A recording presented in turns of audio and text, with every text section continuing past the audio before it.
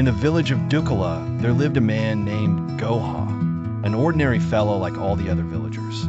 He worked in a market, spending his days amongst the people.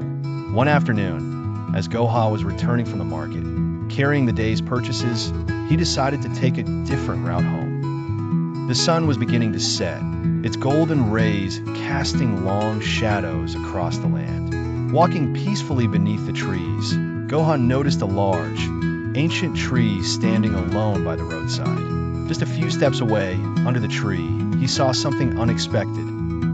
A small pouch lying on the ground, as if it had been dropped in haste or left behind by a traveler. Goha approached cautiously. Lifting the pouch, he felt its unusual weight. Slowly, he opened it, revealing a treasure. It was filled with gold, gleaming coins that shimmered in the fading sunlight.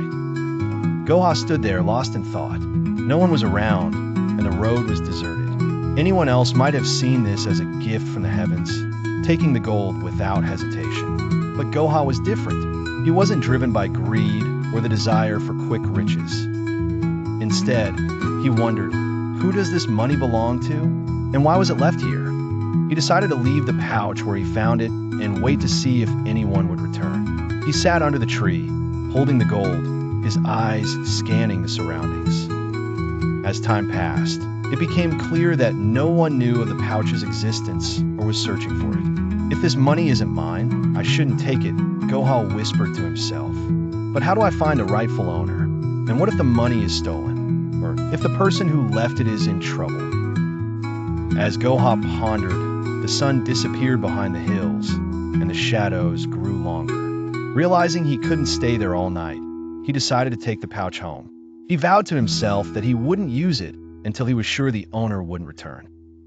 And so, Goha headed home, carrying the gold and many unanswered questions.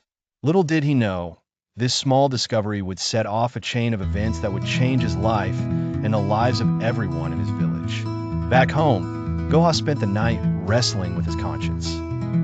Did I do the right thing? He kept asking himself. He wasn't sure what to do. His thoughts bounced between doing what was right and fearing the money was stolen or tied to something illegal. If the money isn't mine, what should I do? What if I'm protecting something wrong? He murmured. The next morning, as Goha went about his daily chores, news of the found gold spread like wildfire through the village. It was the talk of the town. Whenever neighbors met in the market or around the village, the mysterious discovery was their first topic of conversation. Some doubted Goha's intentions.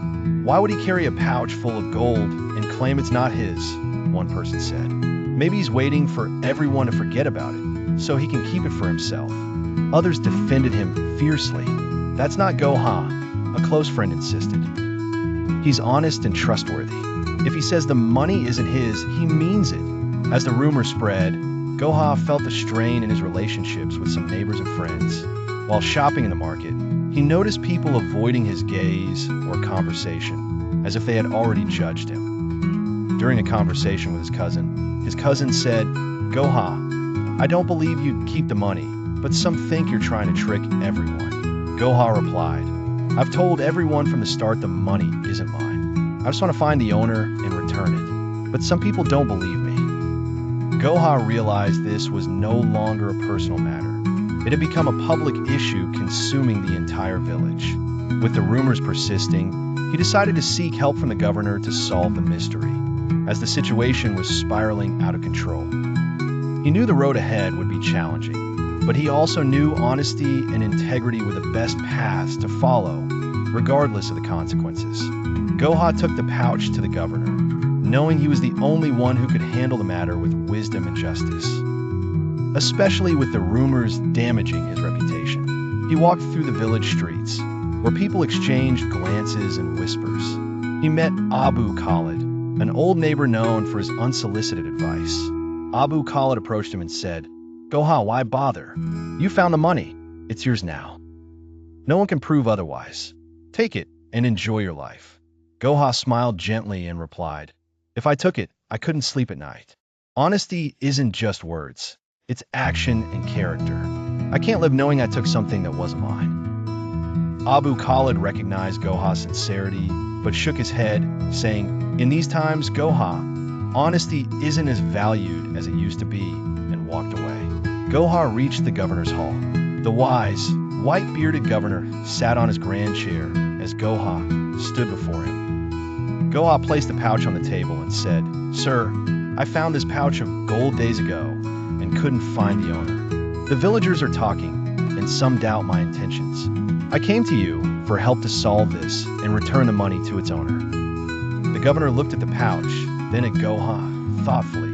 After a moment of silence, he said, "Goha, you seem sincere, but this requires time and investigation. I'll spread the word to neighboring villages to find the owner, but you must stay in the village to ensure the money isn't misused." Goha agreed immediately, saying, "Of course, sir. I'll stay until this is resolved. I only want to return the money to its rightful owner."